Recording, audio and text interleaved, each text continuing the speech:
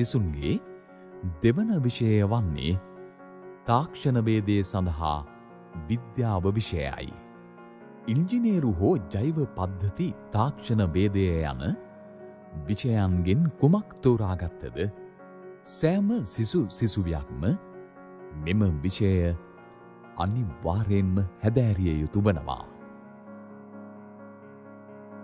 තාක්ෂණ වේදය සඳහා විද්‍යා විෂයෙහි අන්තර්ගතය ඉංජිනේරු තාක්ෂණ වේදය සහ ජෛව පද්ධති තාක්ෂණ වේදය විෂයන්ට ගැලපෙන ලෙස විද්‍යාව, ගණිතය සහ තොරතුරු තාක්ෂණය යන විෂය සංකලනයකින් සමන්විතව සකස් වී තිබෙනවා.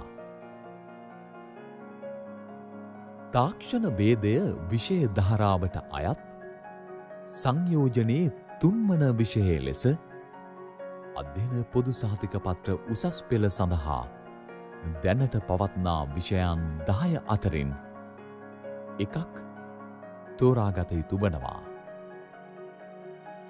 පළමු අදියරේ විෂය ඉගැන්වීම අනුමත පාසල් සඳහා තාක්ෂණික පීඨ නමින් සියලු තාක්ෂණික පහසුකම් වලින් සමන්විත තෙමහල් ගොඩනැගිලි ඉදිකිරීම අවසන් කර